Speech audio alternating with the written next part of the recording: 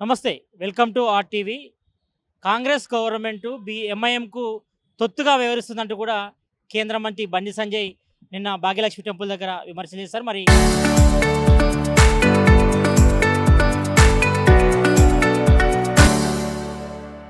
ఇదే విషయంపై మనతో మాట్లాడేందుకు చంద్రాయణగుట్ట కాంటెస్టెడ్ ఎమ్మెల్యే బోయ నాగేష్ గారు ఉన్నారు. వాళ్ళతో మాట్లాడదాం. అన్న, మీరు నిన్న చూసే ఉంటారు. ఇటు భాగ్యలక్ష్మి టెంపుల్ దర్శించుకున్నారు నిన్న కేంద్ర మంత్రి బండి సంజయ్. మొత్తం కరీంనగర్ కార్పొరేషన్ కైవసం చేసుకున్న తర్వాత మరి రాబోయే జీహెచ్ఎంసీ ఎన్నికల్లో తమ సత్తాడాడతాం, జీహెచ్ఎంసీ కైవసం చేసుకుంటాం అంటూ కూడా కేంద్ర మంత్రి బండి సంజయ్ మాట్లాడారు. ఈ మాట ఎట్లా చూస్తారు? నిన్న హైదరాబాద్ భాగ్యలక్ష్మి అమ్మవారిని దర్శించుకున్న బీజేపీ నాయకులందరికీ కూడా ఒక పాత పట్టణం వాసిగా మేము స్వాగతిస్తూ ఉన్నాం. వారికి అమ్మవారు ఇంకా మంచి పదవులు ఇవ్వాలని, మనకి మంచి ఆరోగ్యం ఇవ్వాలని మేము మనసారా కోరుకుంటా ఉన్నాం. ముఖ్యంగా బండి సంజయ్ గారు నేను వస్తూనే అమ్మవారిని దర్శించుకుంటూ అక్కడ ఉన్న మత సామరస్యాన్ని మళ్ళోసారి రెచ్చగొట్టే విధంగా వారి యొక్క వ్యాఖ్యలు చేయడం జరిగింది. పూర్తిగా అక్కడున్న ప్రజలు కూడా, అక్కడున్న నాయకులు కానీ, అక్కడున్న కవులు కళాకారులు అందరూ కూడా దీని మీద చాలా విడ్డూరంగా మాట్లాడుకుంటూ ఉన్నారు. బండి సంజయ్ గారు, మీరు మాట్లాడిన మాటలు ఏ విధంగా ఉన్నాయంటే, మీరు రావడంతో నేను రాజకీయం కోసం అని చెప్పి చెప్పడం కూడా మీ నోటితోనే చెప్తూ, మీ బీ టీం మీరేదైతే మాకు అంటగడతా ఉన్నారో మీ బుడద ఎంఐఎం పార్టీ వాళ్ళని తీసుకొచ్చి విడ్డూరంగా మా కాంగ్రెస్ పార్టీకి, మా గౌరవ ముఖ్యమంత్రి వర్యులను విపరీతంగా మీ నోటికొచ్చిన మాటలు మాట్లాడడం జరిగింది. ఒక కేంద్ర మంత్రి హోదాలో మీరు దర్శనానికి వచ్చి ఒకవేళ ఓట్లు లేకుండా నేను ఓట్లు అడగను, నేను ఎవరి గురించి రాలేదు, మా గౌరవ కార్పొరేటర్లకు మేయర్ గారికి దర్శనార్థం వచ్చిన వాళ్ళు పూర్తిగా నిన్న హైదరాబాద్ పట్టణంలో ఒక మత సామరస్యాన్ని తీసుకొచ్చిన వ్యక్తిగా బండి సంజయ్ గారు మిగిలిపోయి ఉన్నారు. వాళ్ళు మాట్లాడిన మాటలు ఏ విధంగా ఉన్నాయంటే, గుళ్ళ గురించి, అదేవిధంగా హిందూ వాదన గురించి కేంద్ర మంత్రిగా వచ్చినప్పుడు మేము ప్రభుత్వంలో ఉన్నాం, కనీసం వచ్చే ఒక నిమిషం ముందు బీజేపీ ఆఫీస్లో మీరు కూర్చొని కాంగ్రెస్ ప్రభుత్వం ఏం చేసింది ఐడెంటిఫై చేసుకొని మాట్లాడితే బాగుండేది. ఇవాళ కేంద్రంలో 10 సంవత్సరాలు మీరు ఉండి, ఇప్పుడు దాదాపు 12 సంవత్సరాలు కావస్తుంది, తెలంగాణకు ఏం ఒరగబెట్టిరని చెప్పేసి మీరు ఇలా చార్మినార్ కాడ తొడగొట్టి చిట్కలేసి మాట్లాడుతూ ఉన్నారు. పాత బస్తీని ఒకవేళ మార్చాలనే వాదన మీ దగ్గర ఉంటే, నాయకత్వం మీ దగ్గర ఉంటే, మీరు ఇంకా సిగ్గుమాలిన రాజకీయ చేస్తూ ఇంకా పాతపట్నము అని చెప్పుకోవాల్సిన దౌర్భాగ్య స్థితి ఈరోజు మాకు ఎందుకు వచ్చేది? మీకు బాధ్యత, తెలంగాణ పౌరుడిగా మీకు బాధ్యత లేదా? అంతేకాకుండా ఆయన వస్తూనే ప్రభుత్వం మీద విమర్శలు చేస్తుంది. ప్రభుత్వము, మా గౌరవ ముఖ్యమంత్రి రేవంత్ రెడ్డి గారు ముఖ్యమంత్రి అయిన తర్వాత ఇవాళ మెట్రో ప్రాజెక్టు దేలే, బీజేపీల కళ్ళు కనిపిస్తలేవా? బండి సంజయ్ గారు కళ్ళు కనిపిస్తలేవా? అదేవిధంగా ఉస్మానియా హాస్పిటల్, అక్కడ ఒక ప్రజలు వస్తే చాలా రకాలుగా అక్కడ ఇబ్బంది ఉందని చెప్పి ఇలా గోషామైల్ స్టేడియం తీసుకొని దాదాపు ఒక 50 సంవత్సరాలు ఆధునీకరణ టెక్నాలజీతోని మేము ఇలా ఉస్మానియా హాస్పిటల్ కడుతున్నాం. రోడ్లు వైండింగ్ చేస్తున్నాం, నాలాలు వైండింగ్ చేస్తున్నాం, అదేవిధంగా అండర్ గ్రౌండ్ డ్రైనేజ్ వ్యవస్థ, అదేవిధంగా కార్పొరేట్ వ్యవస్థలో అక్కడ విద్యని ప్రవేశపెట్టడానికి, విద్యలు ఎవరైతే చదువుకుంటున్నారో వాళ్ళందరికీ కూడా ఒక విద్యా వ్యవస్థ తీసుకురావడానికి మేము ప్లాన్ చేస్తే, మీరు ఎంఐఎం నాయకులతో టైఅప్ అయి వచ్చి ఎంఐఎం అక్బర్ అసద్ మీ బీ టీం ఇలా దేశవ్యాప్తంగా వాళ్ళని మీరు తిప్పుతుర్రా లేదా అనేది అదే అమ్మవారి మీద బండి సంజయ్ గారు ప్రమాణం చేసి చెప్పవలసిన సమయం ఆసన్నమైంది. ఎప్పుడు కూడా వచ్చి ఆయన వస్తాడా? ఎప్పుడు వచ్చినా కానీ కూడా డైరెక్ట్ అమ్మవారిని దర్శించుకుంటాం. మేము కూడా యూపీ పోతాం, అదేవిధంగా వారణాసి పోతాం, అదేవిధంగా అయోధ్య పోతాం, అదేవిధంగా శబరిమల పోతాం, తిరుపతి పోతాం. కానీ మేము ఎక్కడ కూడా ఇలాంటి దుర్భాషలు మేము మాట్లాడడం. ఎందుకంటే మా పార్టీ లైన్, మా పార్టీ క్రమశిక్షణ, మా పార్టీ యొక్క సిద్ధాంతం, మేము అందరినీ కూడా కలుపుకొని పోయే రకంగా ఉంటాం కాబట్టి మేము మాట్లాడడం. వీళ్ళు రావడమే డెవలప్మెంట్ కోసం. వస్తూనే ఎవరినన్నా జిహెచ్ఎంసి సంబంధించిన విషయాలు ఏమన్నా మాట్లాడినరా? లేదు. స్కూళ్ళ గురించి ఏమన్నా మాట్లాడినరా? లేదు. అదేవిధంగా ప్రజలు నాలాల పక్కన ఉంటోళ్ళు, వర్షాకాలం వచ్చింది, గతంలో ఈయననే చెప్పిండు ఈ సిగ్గుమాలిన మంత్రి గారు, బండి పోతే బండి ఇస్తా, 10,000 ఇస్తా, మీ ఇల్లు కట్టిస్తా అని చెప్పిండు. మరి వాళ్ళ దగ్గరికి ఏమన్నా పోయి పరామర్శించినావా? అక్కడ నిరుపేద రిక్షా కొడుతున్నారు, మోదుల బండ్లు నడిపిస్తున్నారు, యాపిల్స్ అమ్ముకుంటున్నారు, రకరకాల నిరుద్యోగం ఉద్యోగం లేక ఉన్నారు. వాళ్ళని పరామర్శించి ప్రభుత్వం గురించి మాట్లాడితే మేము కూడా హర్షిస్తుండే. వచ్చుకమే అమ్మవారిని దర్శనం చేసుకున్నాం. సరే, అమ్మవారిని దర్శనం చేసుకొని మీ మేయర్ గారికి అందరినీ కూడా దర్శనం చేయించి తీసుకొని పోయి రాజకీయం రుద్దేది లేకుంటే బాగుంటుండే. దయచేసి వివాదాస్పద వ్యాఖ్యలు మాని మీరు గతంలో తెలంగాణకు బడ్జెట్ విషయంలోకి వస్తే తెలంగాణ బడ్జెట్ విషయంలో 10 సంవత్సరాల నుంచి మీరు తెలంగాణకి ఏమి ఇచ్చిండు, ఇవన్నీ ఆలోచన చేసుకొని మాట్లాడాలి. ఎప్పుడు కూడా నువ్వు మాట్లాడితే మీ పార్టీ నాయకులే నవ్వుతూ ఉన్నారు, మీ పార్టీ వాళ్ళే నవ్వుతూ ఉన్నారు. సరే, ఇట్లా ఒక విధంగా ఇది మాట్లాడుకున్నాడు అని. కాంగ్రెస్ గవర్నమెంట్ వచ్చిన తర్వాత హిందూ దేవాలయాలపై హిందువులపై దాడులు జరుగుతున్నాయి. ఇదంతా కూడా కాంగ్రెస్ ఎంఐఎం తొత్తుగా వ్యవహరిస్తున్నతో ఈ రకమైన దాడులకు పాల్పడుతున్నట్టు కూడా ఒక కామెంట్ చేసిండు బండి సంజయ్. ఈయన పక్కకు నిలబడి వీళ్ళ నాయకులు నిలబడాలంటేనే ఇలా ఈయన కామెంట్స్ని చూసి ఇలా పార్టీ నాయకులు మాట్లాడాలంటేనే భయపడుతున్నారు. ఈయన ఎప్పుడేం మాట్లాడతాడో ఫ్లోటింగ్లా మాకు అర్థం కాదు. మళ్ళీ తర్వాత ఈయన పక్కకు నిలబడితే మమ్మల్ని తిడతారేమో అని చెప్పి వాళ్ళ పార్టీ నాయకులు నిలబడతలేడు. ఎవరన్నా అన్న ఇలా రేవంత్ రెడ్డి గారు కానీ మా పిసిసి అధ్యక్షులు కానీ ఏ ప్రభుత్వం అన్న ఉండని, ఏ ప్రభుత్వం అన్నా హిందూ దేవాలయాల మీద హిందూ దేవుళ్ళ మీద ఎప్పుడన్నా ఎక్కడన్నా మాట్లాడే అవసరం ఉంటుందా? ఆయన ఆత్మపరిశీలన చేసుకొని మాట్లాడాలి. ఎవడో సైకో నా కొడుకు, ఎవడో డిఫాల్టర్ నా కొడుకు చేస్తే అది గవర్నమెంట్కి ఎట్లా రుద్దుతారు? ఇలా కేంద్రంలో ఉండి ఎన్నో హత్యలు జరుగుతున్నాయి. మరి ఇది మీ బీజేపీ వాళ్ళే చేయిస్తున్నారని మేము చెప్పుకోవచ్చా? ఈ సభమేనా?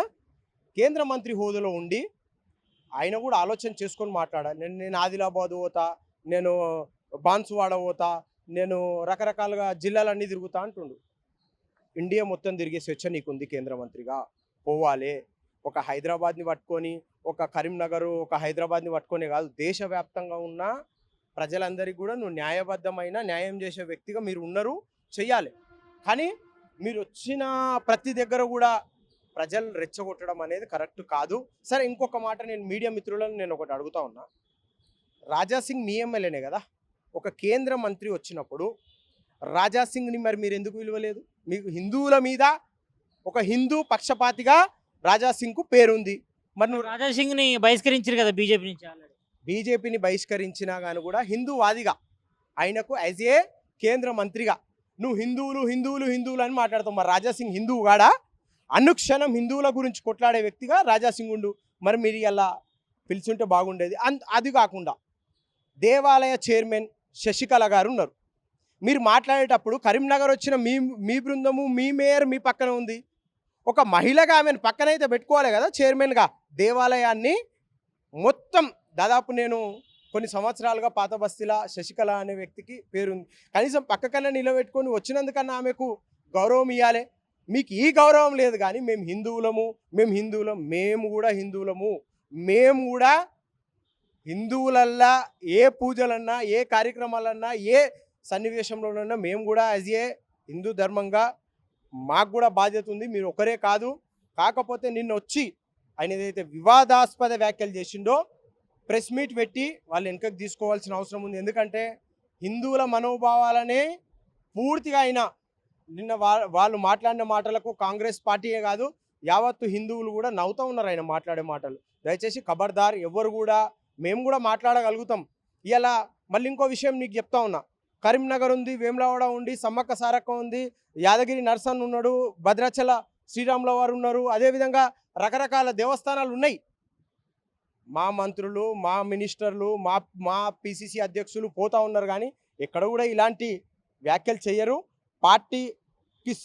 పార్టీకి కట్టుబడి పార్టీ లైన్లో పనిచేసే సిద్ధాంతం ఓన్లీ కాంగ్రెస్ పార్టీలో ఉంటుందని మీ ద్వారా వారికి తెలియజేస్తూ ఉన్నాం. కాంగ్రెస్ ఎన్ని కుట్రలు చేసినా కరీంనగర్ కార్పొరేషన్ కైవసం చేసుకున్నాం, రాబోయే రోజుల్లో కూడా జిహెచ్ఎంసీ పీటీని బీజేపీ కైవసం చేసుకుంటుంది కూడా అన్నాడు. ఆయన ఫస్ట్ ఆఫ్ ఆల్ ఓట్ల గురించే మాట్లాడానని చెప్పిండన్న. మా వాళ్ళు కూడా అక్కడ కొన్ని సన్నిహితులు ఉన్నారు. సరే, మాట్లాడిన ఆయన విజ్ఞతకే వదిలేద్దాము.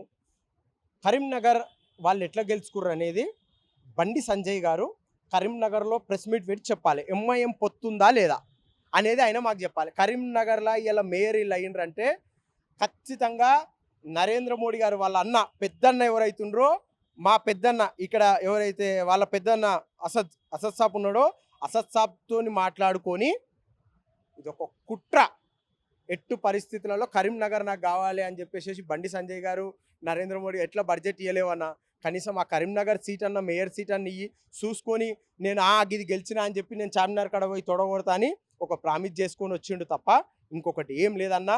ఇంట్లో ఎంఐఎం పూర్తిగా బీజేపీ కలిసి కరీంనగర్ కైవసం చేసుకుంది. ఓన్లీ బీజేపీది కాదు, బీజేపీ గ్రాఫ్ అని వాళ్ళు అనుకుంటారు, కానీ వాళ్ళ కళ ప్రజల్ని నమ్మించడానికి ఆయన నిన్న చార్మినార్కి వచ్చిండు. కానీ వాళ్ళ కళ మొత్తం ఎంఐఎం బీజేపీ ఏదైతే ఒప్పందం ఉందో ఒప్పందం ప్రకారమే మేయర్ సీట్ వచ్చిందని నా తరపు నుంచి నేను మీకు విజ్ఞప్తి చేస్తాను. కానీ ఇక్కడ రాష్ట్ర ప్రభుత్వం వచ్చిన తర్వాత 150 ఉన్న డివిజన్లు 300కు పెంచిర్రు. అది ఎంఐఎం కోసమే, జిహెచ్ఎంసీని ఎంఐఎం కట్టబెట్టడం కోసమే ఆ రకంగా సీఎం రేవంత్ రెడ్డి నిర్ణయం తీసుకున్నాడు. 300 వార్డులు పెంచారని కూడా ఒక ఆరోపణ వస్తుంది. దీనిపై ఏం చెప్తారు? అభివృద్ధి గతంలో కరీంనగర్లో ఎన్ని ఉండేనో బండి సంజయ్ గారికి తెలుసు.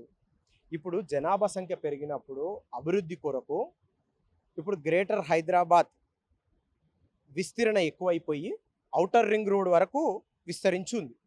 కాబట్టి అది మొత్తం హైదరాబాద్ లిమిట్స్కు తీసుకుంటే అక్కడ డెవలప్మెంట్ కానీ అదేవిధంగా అక్కడున్న మంచి చెడ్ల విషయంలో కౌన్సిల్లో మాట్లాడుకోవడానికి ఒక అవకాశం వస్తుందని చెప్పేసి గౌరవ ముఖ్యమంత్రి వర్యులు చేసిండ్రు.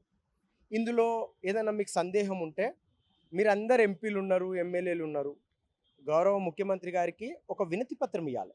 ఏమని, మా డివిజన్ ఇంట్లోకి తీసుకుంటే మంచిగా ఉంటుంది, మంచిగా ఉండదు అన్న కోణంలో మాట్లాడుకోవడానికి మీరు ఇవ్వాలే. కానీ చేస్తాం, గవర్నమెంట్ ఆధీనంలోకి ఏమైతే అభివృద్ధి చేయాలి, ఏదైతే మంచి చేయాలో గవర్నమెంట్ ఉంది కాబట్టి అది మా ముఖ్యమంత్రితో సాధ్యమవుతుంది. కాబట్టి ఒక వ్యవస్థను నడిపిస్తున్నప్పుడు ఇవన్నీ ఆలోచన చేసి చేస్తున్నాం. మేము ఎవరికో తొత్తుగా మారాలని మీలాగా చేయాలంటే 350 చేస్తుంటుంది. ఏమన్నా చేస్తారా? 300 ఎందుకు ఇవ్వాల్సి వచ్చిందంటే జనాభా ప్రాతిపదికన చూసుకుంటే 30 నుంచి 35 వేల ఓటర్లు ఉంటే అది చిన్న డివిజన్గా మారుతుంది, అక్కడ అభివృద్ధి చేయొచ్చు అని ఒక కోణంలో చేసినాం. కానీ మీరేమన్నా మాట్లాడుకుంటే మీ కళ మీకు అన్నీ మేము ఏం చేసినా కానీ కూడా మీ కళ్ళ ముంగలకి ఏం కనిపిస్తాయంటే కాంగ్రెస్ ప్రభుత్వాన్ని ఏ విధంగా బట్టగాల్చి మీదేయాలనేది మీకు వస్తుంది. కాబట్టి చేసుకోండి, మా ప్రభుత్వం ఉంది, మేము పని చేస్తాము, మేము ప్రజల వద్దకు ఉంటాము, మేము ఇచ్చిన హామీలన్నీ నెరవేరుస్తాము, మాకే భయం లేదు, మీకెందుకు భయము? ఈ రాబోయే జిహెచ్ఎంసీ ఎన్నికల్లో మీరు ఒంటరిగా వెళ్తారా, ఎంఐఎంతో పొత్తుతో వెళ్తారా? మేము ఎక్కడైనా ఎంఐఎంతో పొత్తు అని చెప్పి ఏ రోజు కూడా మేము చెప్పడం లేదు, చెప్పము కూడా. ఒకవేళ వాళ్ళకి ఏదైనా నుండి మా గౌరవ ముఖ్యమంత్రి గారికి మేము పొత్తు పెట్టుకుంటాం అంటే వాళ్ళు పెట్టుకోవాలి, మేమెందుకు వాళ్ళతో పొత్తు పెట్టుకుంటామన్నా? ఇప్పుడు మా ప్రభుత్వం మాకు ఏకగ్రీవంగా గెలిచి వచ్చిన ఎమ్మెల్యేలు ఉర్రు, మాకు వాళ్ళతోని ఏం అవసరము? ఇప్పుడు ఏం సంబంధము? ఏమైనా సంబంధం ఉంటే బీజేపీ ఎంఐఎం పొత్తు పెట్టుకుంటుంది తప్ప మేము వాళ్ళతో పొత్తు అనేది మా ఇప్పటి వరకు పెట్టుకోలేదు, పెట్టుకోము కూడా. నిన్న బీఆర్ఎస్ వర్కింగ్ ప్రెసిడెంట్ కేటీఆర్ మాట్లాడుతూ మా నాయకులపై అక్రమంగా కేసులు బనాయిస్తున్నారు, ఇదంతా కూడా రాజకీయ దురుద్దేశంతో ఇదంతా చేస్తున్నట్టు కూడా కేటీఆర్ హాట్ కామెంట్ చేసింది. ఈ కామెంట్ ఎట్లా వస్తుంది? ఇక ఆయన మాట్లాడితే అయితే ఈ మధ్యలో కూడా ఆయన జోకర్ అయిపోయాడు. కేటీఆర్ జోకర్గా మాట్లాడుతుండు. ఎందుకు అట్లా మాట్లాడుతుండో, ఇంకా రాజకీయం వదిలిపెట్టిన ఆ యొక్క అది మర్చిపోయా మరి బాధతోనా, ఆక్రోషంతోనా, ఆవేదనతోనా తెలుస్తలేదు. కానీ కేటీఆర్ గౌరవ వర్కింగ్ ప్రెసిడెంట్ హోదాలో ఉండు, ఆయన ఆలోచన చేసి మాట్లాడాలి. మా మంత్రి గారి మీద బాల్క సుమన్ రాళ్ళేసినప్పుడు మేం ఫోన్ చేసి చెప్పవలసిన అవసరం ఉంటుందా? అక్కడ లా అండ్ ఆర్డర్ లేదా? లా అండ్ ఆర్డర్ విషయంలో ఇప్పుడు నేను కూడా ఎవరినన్నా పోతూ రాయేస్తే నన్ను కూడా తీసుకుపోయి లోపలేస్తారు. మరి గింత సోయి తప్పిన ఎమ్మెల్యే మీ మాజీ ఎమ్మెల్యేగా ఉండి మరి ఒక మంత్రి గారి మీద రాయేస్తే అరెస్ట్ చేయకుండా ఉంటే తీసుకొచ్చి తాజ్మహల్ హోటల్లో పెట్టి ఆయనకు కనువిందైన భోజనం పెడతారా? ఏం ఉండి మాట్లాడుతుండ్రు? అంటే విచ్చలవిడిగా మీడియా ముందుకు వచ్చి కాంగ్రెస్ అంటే ఒక నిబద్ధత గల పార్టీ, కాంగ్రెస్ అంటే ఇంకేదో ఇష్టం ఉన్నట్టు మాట్లాడుతారు. ఈ మాటలు తగవు. కేటీఆర్ గారు ఏం మాట్లాడినా కానీ కూడా ప్రజలందరూ కూడా కాంగ్రెస్ వైపే ఉన్నారు. మీరు ఇంకేం మాట్లాడినా కానీ కూడా రాబోయేది కాంగ్రెసే, ఉండేది కూడా కాంగ్రెస్. అధికార పార్టీకి ఇటు అధికారులు కానీ పోలీసులు కానీ తొత్తుగా వ్యవహరిస్తున్నారు. మా గవర్నమెంట్ వచ్చిన తర్వాత రెడ్ బుక్లో అందరి పోలీసుల బండారం బయట పెడతాం, అందరి సంగతి చూస్తామంటూ కూడా కేటీఆర్ అంటుండు. మరి 10 సంవత్సరాలు మేము ఎట్లున్నామే కేటీఆర్ అన్న?